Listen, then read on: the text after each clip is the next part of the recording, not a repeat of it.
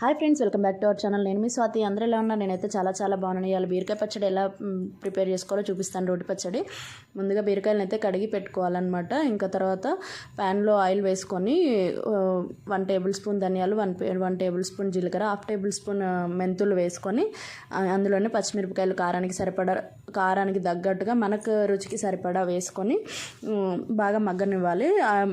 పచ్చిమిర్చి వేగిపోయిన తర్వాత, పచ్చిమిర్చి లేకపోతే ఎండుమిర్చి కూడా వేసుకోవచ్చు. వేగిపోయిన తర్వాత బీరకాయలు పొట్టు తీసి కానీ లేకపోతే పొట్టుతో వేసుకుని చాలా బాగుంటాయి.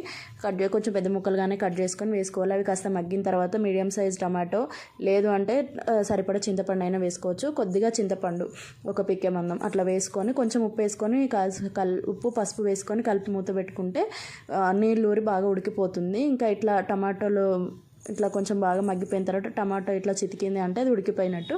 ఇంకా స్టవ్ ఆఫ్ చేసేసి కాసేపు పక్కన పెట్టేసుకోవాలి చల్లారే వరకు. ఈలోపు రోల్ శుభ్రంగా కడుక్కొని తుడిచిపెట్టేసుకున్నాను నేనైతే. ఇంకా తర్వాత ఇవి మొత్తం బాగా వేపుకున్నవి ఉన్నాయి కదా, ఇంకా అవన్నీ రోట్లో వేసుకోవాలి. సపరేట్గా అయినా వేపుకోవచ్చు పచ్చిమిర్చి ఇంకా బీరకాయ టమాటో.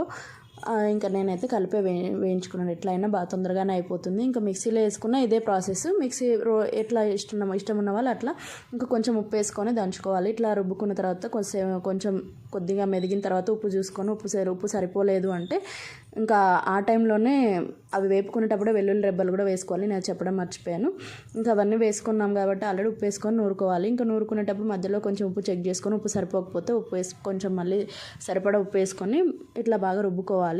దీన్ని అయితే మరీ మెత్తగా రుబ్బుకోవద్దు. మిక్సీలో అయినా సరే రోట్లో అయినా సరే ఇదే కన్సిస్టెన్సీలో వస్తుంది మిక్సీలో వేసినా కానీ.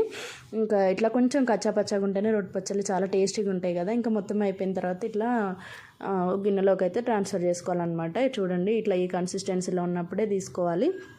మిక్సీలో అయినా ఇట్లా చేసుకోవచ్చు. నేను ఇంతకుముందు చాలాసార్లు మిక్సీలో కూడా చేశాను, ఇట్లానే వచ్చింది. కాకపోతే మన రోటి పచ్చళ్ళ టేస్టే వేరు కదా. మా ఇంట్లో రోటి పచ్చళ్ళ ఫేమస్ అనమాట జనాలు బాగా. ఇంకా తర్వాత అయితే ఇష్టం ఉన్న వాళ్ళు పోపు పెట్టుకోవచ్చు. అవసరం లేదు ఆయిల్లో వేయించుకున్నాం కదా ఆల్రెడీ అంటే పోపు పెట్టుకోకపోయినా బాగానే ఉంటుంది. నేనైతే కొంచెం లైట్గా పోపు పెడతాను. ఇంకా కొంచెం ఆయిల్ ఒక 2 టేబుల్ స్పూన్స్ ఆఫ్ ఆయిల్ వేసుకొని పోపు దినుసులు ఎండుమిర్చి వేసుకొని కొంచెం బాగా మగ్గనివ్వాలి. ఇంకా అవి మగ్గిపోయిన తర్వాత ఇట్లా మంచి కరివేపాకు వేసుకొని చిట్టుపట్లు ఆడించుకొని స్టవ్ ఆఫ్ చేసి ఆ తాలింపునైతే ఈ బీరకాయ పచ్చడిలో వేసేసేయాలి. అంతే, ఇంకా కలిపేసుకోవడమే. సూపర్ టేస్టీ బీరకాయ పచ్చడి అయితే రెడీ అయిపోయింది. ఇట్లా మీ ఇంట్లో కూడా రోటి పచ్చళ్ళ ఫ్యాన్స్ ఎవరైనా ఉన్నారా? మా ఇంట్లో అయితే పిచ్చిగా తింటారు పచ్చళ్ళు అంటే. కంపల్సరీ 2 డేస్కి ఒకసారి పచ్చళ్ళు చేయాల్సిందే రోటి పచ్చళ్ళు. రోల్లో వీళ్ళు లేకపోయినా మిక్సీలో అయినా వేస్తాను ఇట్లా కచ్చపచ్చగా.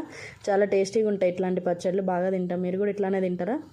ఇంకా చూడండి, ఇట్లా బాగా కలిపేసుకొని పక్కకు పెట్టేసుకోవడం. ఇంకా తర్వాత వేడి అన్నంలో కాస్త పచ్చడి వేసుకొని ఇష్టం ఉన్న వాళ్ళు నెయ్యి వేసుకొని, లేదంటే నార్మల్గా అట్లా అయినా కలుపుకొని తింటుంటే ఉంటుంది. ఏ నాన్ వెజ్ కర్రీస్ కూడా పనికిరావు. ఓకే ఫ్రెండ్స్, వీడియో నచ్చితే లైక్ చేయండి, షేర్ చేయండి, కామెంట్ చేయండి ఫ్రెండ్స్.